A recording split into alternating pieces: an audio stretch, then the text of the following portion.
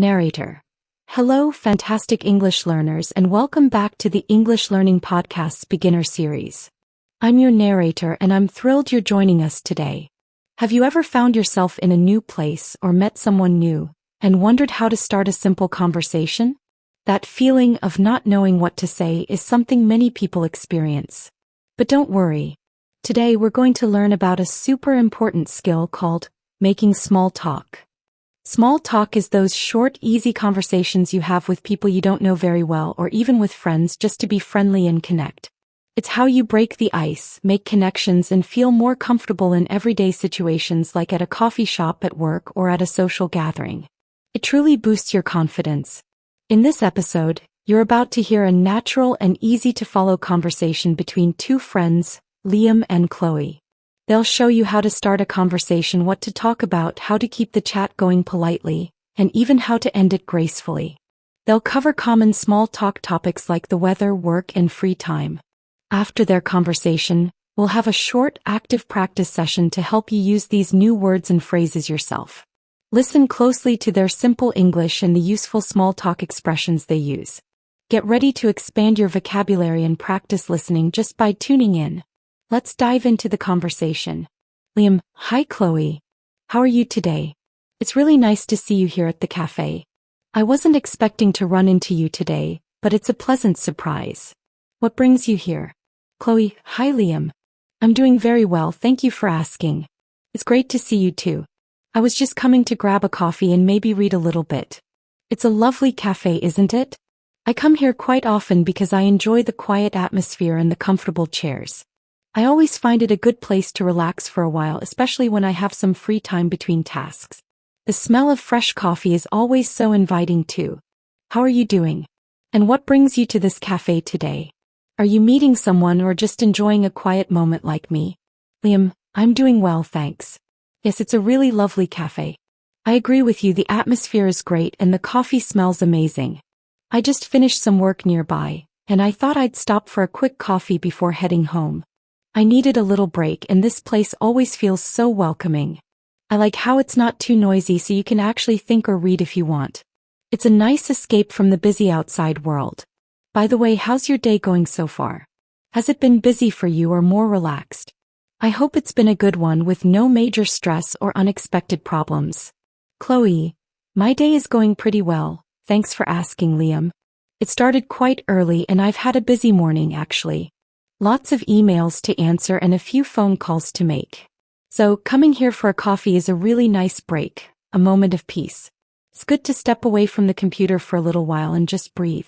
Sometimes, the mornings can be the most hectic part of the day with everything starting up. How about your work? How's work going for you these days? Is it busy too, or are things a bit calmer? I hope you're not too stressed with your tasks. What kind of work were you doing nearby just now? Liam: Work is busy as usual, Chloe. It always seems to be busy, doesn't it? But that's good, it means I have a lot to do. I'm working on a new project right now and it's very interesting, but it needs a lot of my time and focus.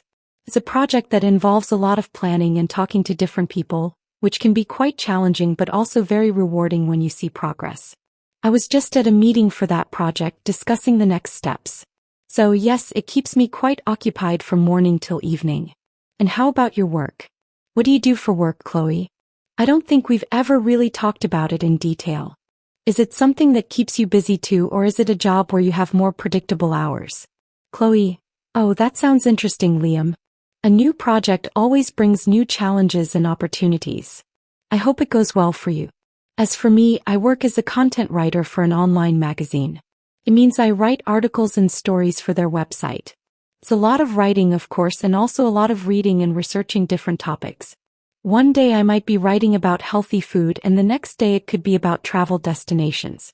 It's very creative and I enjoy it a lot, but yes, it keeps me quite busy too. There are always deadlines to meet and new ideas to come up with. Definitely keeps my mind active. Sometimes it's hard to stop working because there's always something new to write about. What kind of project are you working on that needs so much planning and talking? Sounds like something big. Liam: Wow, that sounds really fascinating, Chloe. A content writer for an online magazine. That's so cool. I can imagine it's very creative and keeps your mind busy, as you said. Writing about different topics every day must be very interesting, but also a lot of work to research and meet deadlines. Do you get to choose your topics sometimes, or are they always given to you? That flexibility would be great. My project, well, it's for a software company.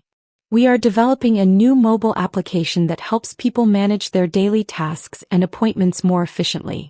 It's a big project because we have to make sure it's easy to use for everyone, and it has to work perfectly on different phones. So, there's a lot of testing, a lot of meetings with designers, and a lot of coding.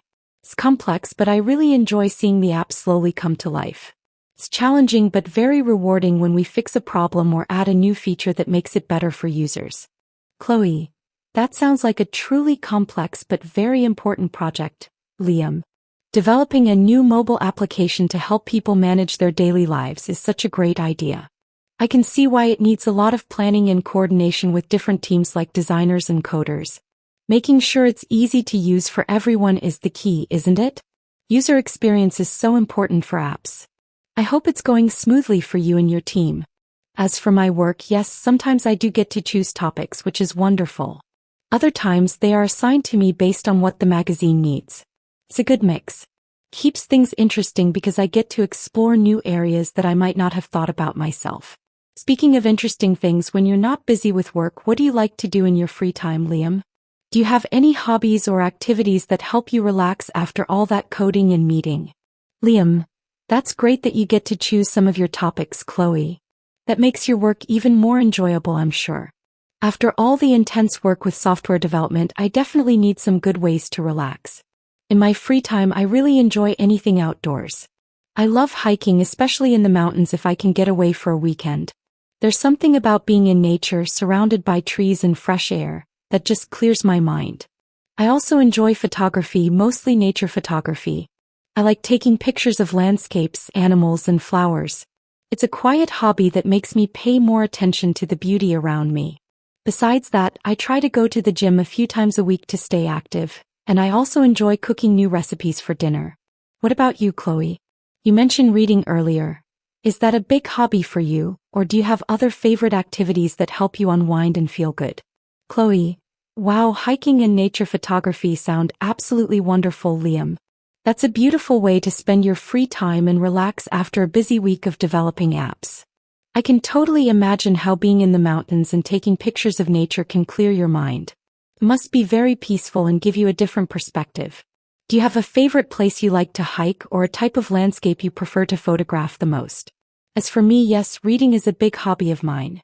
I love getting lost in stories, especially fantasy and historical fiction novels. It's like taking a mini vacation in my mind without leaving my chair. Besides reading, I also enjoy painting with watercolors. It's a very calm and relaxing activity for me. I'm not a professional, but I love playing with colors and seeing what I can create. And I also enjoy spending time with my friends, trying new restaurants or just chatting over coffee like today. Liam, that's so cool, Chloe. Painting with watercolors sounds really relaxing and beautiful. It's wonderful that you have a creative hobby like that. And I completely understand about getting lost in a good book. It's a fantastic way to escape for a while. For hiking, my favorite place is a national park not too far from here, called Green Valley. It has beautiful trails and a great view from the top of the hills. For photography, I just love capturing the feeling of quiet mornings or beautiful sunsets. Liam, speaking of hobbies, did you do anything interesting last weekend, Chloe? Or was it a calm, relaxing weekend for you? I hope you had some good time off from writing articles. Chloe, oh, last weekend was quite nice, thanks for asking, Liam. On Saturday, I went to a small art market in the city center. It was lovely to see so many local artists selling their paintings and crafts. I actually bought a small watercolor painting for my living room, so it was perfect. And on Sunday, I just relaxed at home, did some reading, and spent some time planning new ideas for my writing. It was a good balance of going out and staying in. It's always nice to have a relaxing Sunday after a busy week. How about you, Liam? Did you have a good weekend too? Did you get to go hiking or do any photography or something else fun? Liam, that sounds like a wonderful weekend, Chloe. An art market sounds very interesting, and buying a watercolor painting is perfect for you, especially since you enjoy painting yourself. It's always nice to support local artists. And a relaxed Sunday is definitely the best way to prepare for a new work week. For me, yes, I had a pretty good weekend too. On Saturday, I went to a local park with a friend and we played some frisbee and just walked around for a while. It was sunny, so it was perfect for being outside. And on Sunday, I tried a new recipe for dinner. A big pasta dish. Turned out pretty good, so I was happy with that. I also spent some time working on my photography, editing some pictures I took a few weeks ago. So, it was a good mix of active and relaxing things similar to your weekend, it seems. Chloe, that sounds like a fun weekend too, Liam.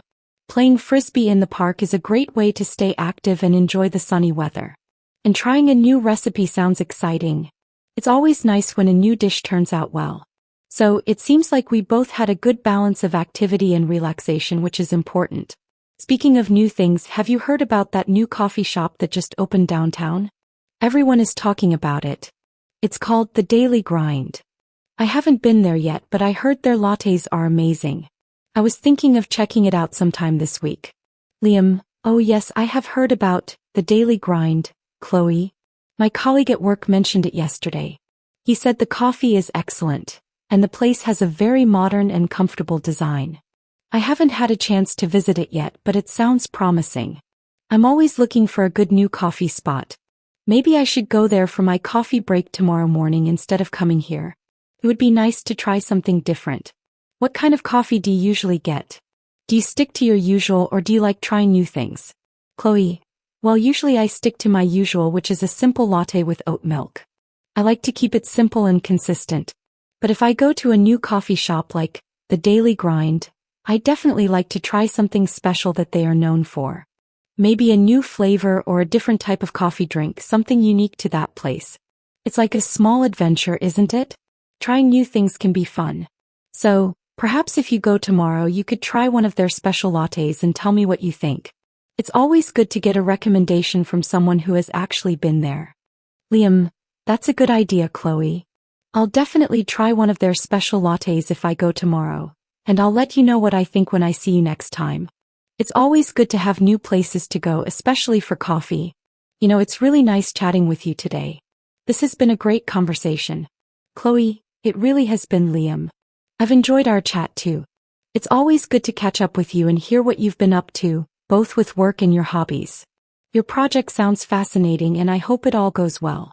Liam, thanks, Chloe. And your writing work sounds very engaging too. It was really nice talking to you, but I should probably get going now. I have a few more errands to run before I head home, and I want to get them done before the rush hour starts. I don't want to get stuck in traffic. Chloe, no problem at all, Liam. I understand completely. I should probably get back to my reading too before I have to leave for my next task. It was really nice catching up with you. Have a great rest of your day, and I hope your errands go quickly. Liam, you too, Chloe. Have a good day and enjoy your coffee and reading.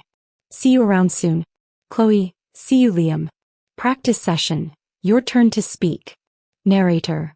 Alright, it's your turn to practice. I'll ask you a question about making small talk just like Liam and Chloe did. Listen to my question, then say your answer aloud.